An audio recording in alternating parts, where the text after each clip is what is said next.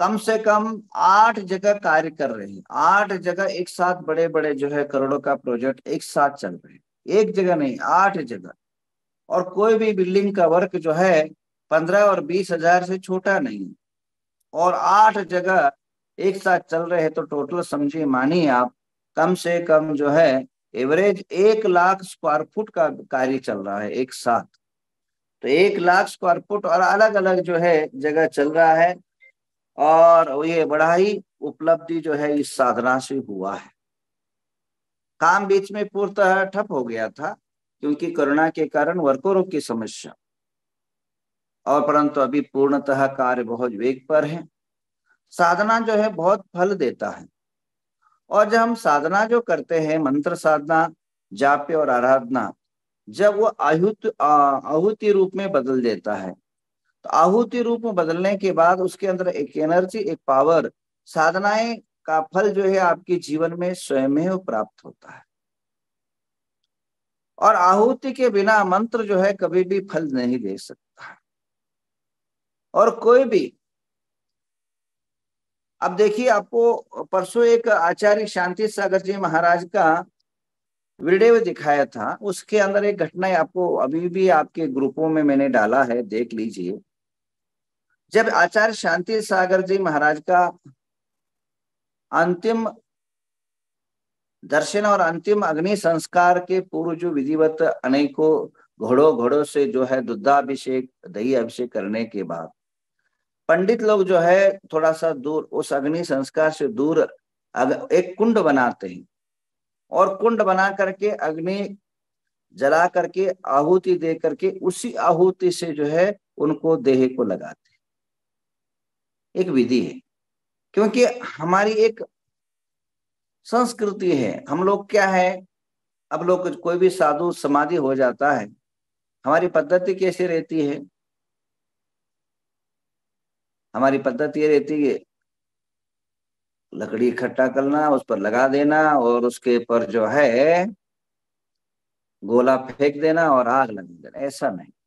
देखिए, हमारी जो समाधि क्रियाएं पद्धति है, सबसे पहली बात एक ध्यान रखना है, साधु की समाधि हो तो कभी भी जिस जगह रुके हुए हैं उसके पूर्व और उत्तर की तरफ कभी भी यातायात, शोभा यात्रा नहीं निकलना चाहिए।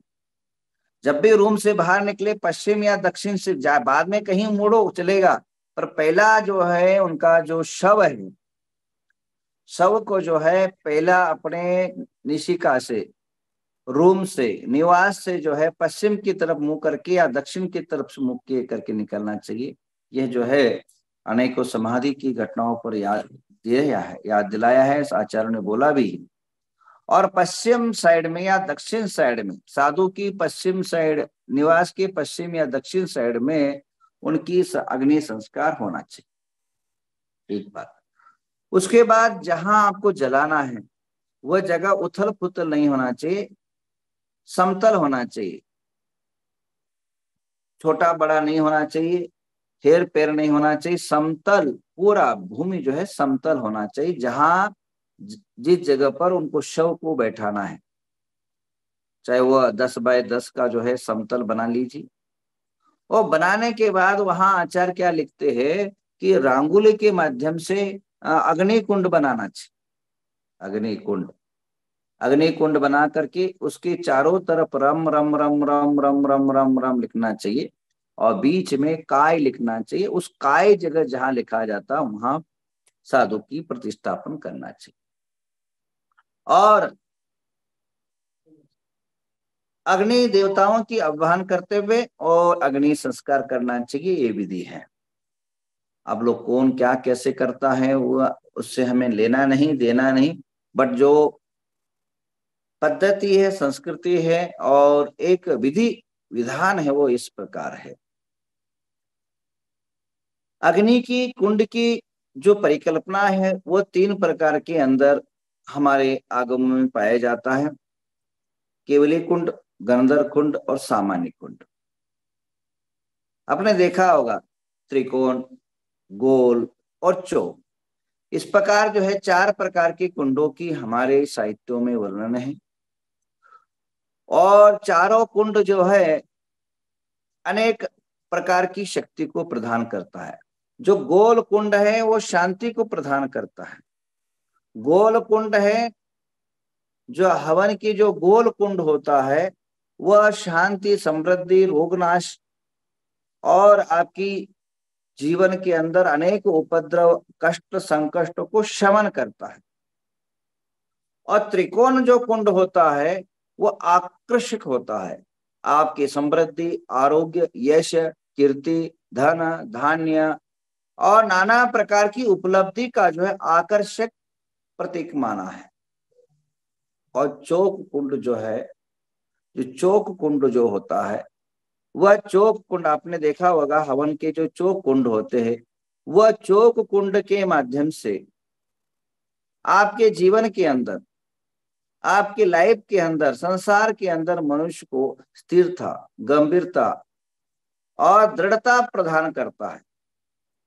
चाहे वह व्रत में हो, चाहे वह संपत्ति में हो, चाहे समृद्धि में हो, चाहे आरोग्य में हो, वो स्थिर प्रदान करता है, स्थिरता प्रदान करता है। चौक कुंड जो है स्थिरता प्रदान करता है। तो कहने का तात्पर्य यह है, आप सभी से ये तीन कुंड के साथ हम जो साधना, तीन कुंड तो रहेंगे, इसके अलावा नवग्रह कुंड बनाए गए। नवग्रह की जो परिकल्पना है, कई लोग कहते हैं कि नवग्रह की परिकल्पना हमारे साहित्यों में ही नहीं है। मैं आपको ये बताऊं, जो वसुनंदी प्रतिष्ठाचार्य और इसी प्रकार आचार्य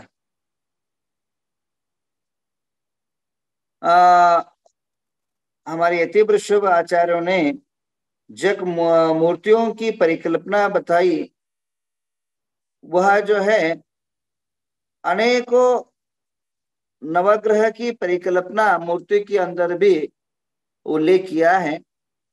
मैं आपको कल उसका विशेष वर्णन दूंगा, किस गाथे पर किस उल्लेख किया है।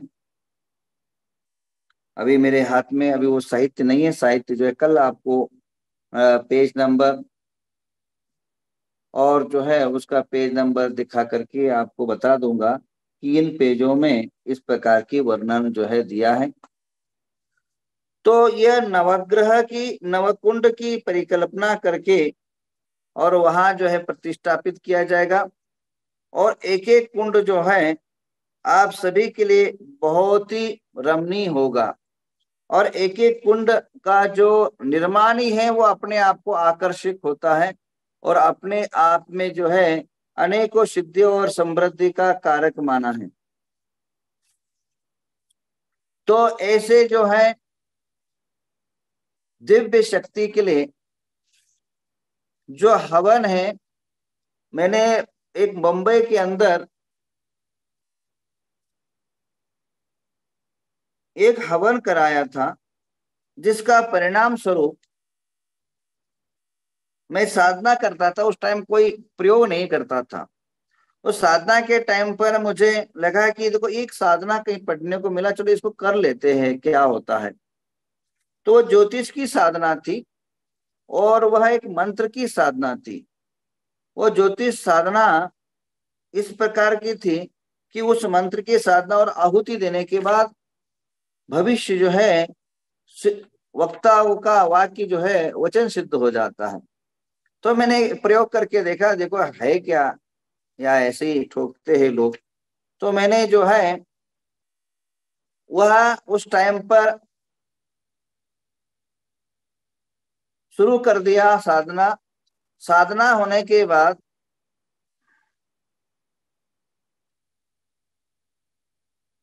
एक बंदा मेरे पास आया, जयपुर का। देखते इस पर प्रयोग करके देखता हूं। मूड आया और मूड आने के बाद उस पर प्रयोग करके मैंने देखा और वह उसका जो है मैंने भविष्य देखा। बिल्कुल सुंदर शरीर था, हट्टा कट्टा शरीर था। मैंने कहा तेरे जो व्यवस्था है उससे ऐसा महसूस होता है कि तुम बहुत रोग से पीड़ित हो जाओगे, ऐसा मुझे महसूस हो रहा है। अपने आप में वो साधना प्रथम था, मैं एक डंके की चोट से नहीं कह सकता था। अंदाजन बोला मुझे, क्योंकि उसको भी डाउट से, क्योंकि एकदम अचानक उसको कोई मानसिकता न हो जाए, इसलिए मैंने कुछ नहीं कहा।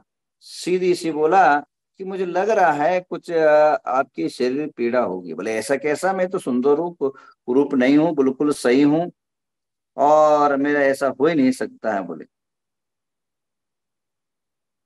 तो उन्होंने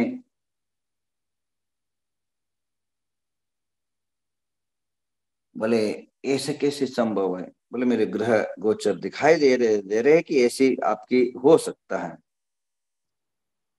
तो बोले ठीक है, जो हम तो उसको ग्रहों को मानते नहीं है, पर आप बोल रहे तो देख लेते। बोले और केवल केवल यकीन न मानिए, उसका वो इतना शरीर से पीड़ित हुआ। वो मुनि बना बाद में, उसका नाम शिव कुमार मुनि, शिव मुनि करके हमारे ही संघ में बना। वो मुनि शिवनंदी करके नाम था, और वह बने।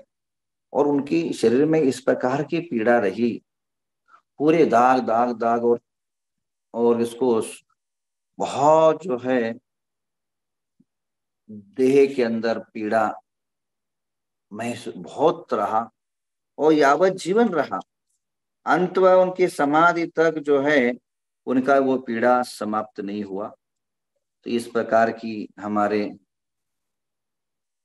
साधनाओं में हमें कभी कभी ऐसे तत्वों की प्राप्ति हो जाती। देखिए मैं आपको बता रहा था, मेरे पास पुस्तक मिल गया, मेरे पास एक पुस्तक मिला। आ, सिद्धांत चक्रवर्ती नेमिचंद्र आचार्य से त्रिलोक सार ग्रंथ में लिखते हैं आचार्य,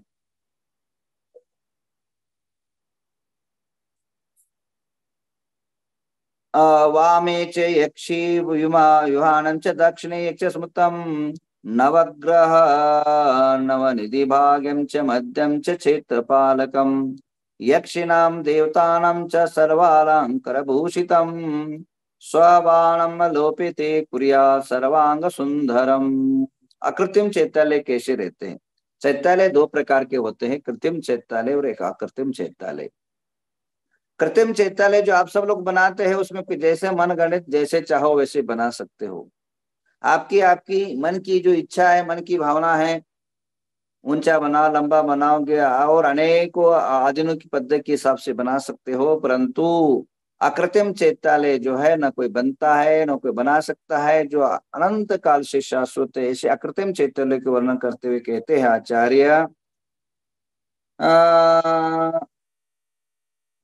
दशतालं मनलक्षणं भर्यापेक्कनच्चैवन्दां रुहाजन मंगलम मट्ठी मेहम देट्टे। प्रत्येक आकृतिम चैत्यालय ग्रह ग्रह में 1000 प्रतिमाएं विराजमान होती है।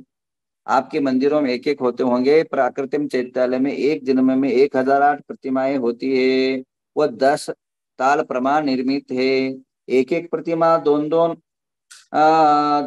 और 32 यक्ष चमर ढोरे होते हैं। दोनों भागों में श्री देवी या सरस्वती विराजमान होती है। सर्वान एक से सनत कुमार एक निज रूप में खड़े रहते हैं, और 8 मंगल द्रव्य विराजमान होते हैं। और बाई और यक्ष, दक्षिणी की भाग में यक्षिणी विराजमान होते हैं। और नवग्रह, देखिए क्या लिखा है, नवग्रह नवनिधि भागम च मध्यम च क्षेत्रपालकम। यानी कहा मध्य नीचे की ओर नवग्रह, मध्य भाग में क्षेत्रपाल, सब अलंकुर से सुजित अपने वाहनों में आसीन रहते हैं।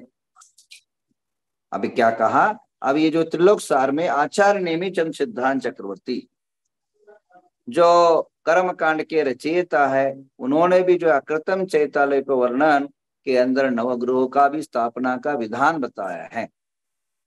मूर्ति कैसी होनी चाहिए ये आकृति बताया गया है। तो अब नवग्रह की साधना जो है अष्टांग हृदय में भी बताया है, अष्टांग हृदय के अंदर। तो इस प्रकार नवग्रह कुंडों का वर्णन हम जो है दक्षिण के जो वास्तु शास्त्र है उसके अंदर कुंडों की आकृति मिलती है, तो ऐसे निर्माण होगा। और पहला दिन जो है साधना होगा, पहला दिन साधना जो है भक्तांबर का साधना होगा। साधना जो है भक्तांबर का साधना होगा। भक्तांबर साधना के अंदर सबसे पहले दिन जो है हम 48 कलशों से भगवान का अभिषेक करेंगे और 48 प्रकार के जो मंत्र है, रिद्धि मंत्र है, काव्य बोल करके रिद्धि मंत्रों का, अलग अलग काव्यों का अलग अलग उसका महिमा है। आपको कल भी बताया था, आगे मैं बताऊं। मैं तीसरा काव्य तक कल बताया था। आज जो है चौथा काव्य जो होगा, जो आपके एलर्जी जो होता है, बॉडी के अंदर जो एलर्जी होता है, सूर्यांश आदि जो रोग होते हैं, या आपके पास कुछ एलर्जी से आपके बॉडी के अंदर कीटाणु पैदा होते हैं जो आपके देह को और जीवन को नाश करते हैं। ऐसे जो है ओम ह्रीम नमो सभ्यो जिनानम, इस मंत्र से जो है हवन होगा। और इसके अंदर जो है जो पदार्थ होगा वो छुईमयी जड़ होगा। छुईमयी जड़ का एक विशेषता आपको बता दूं, अगर बात दिमाग में आ गया। जिनके एक लक्ष्मी, आज रविवार है, आपकी यश कीर्ति समृद्धि हो, उसके लिए एक बताऊं। जिनके घरों के गेट, जिनके घर के गेट होते हैं वहां छुईमयी हो और श्वेतार्क हो, उनके घर में कभी भी संपदा और धन धान की कमी नहीं होती। यह इतिहासकार और अनेकों जो है साधकों का वाक्य है। और यह अचानक अगर किसी के घर के दरवाजे में छुई और श्वेतार्क का पेड़ हो, वह कभी भी बंदा जो है धनहीन और दरिद्री नहीं हो सकता है।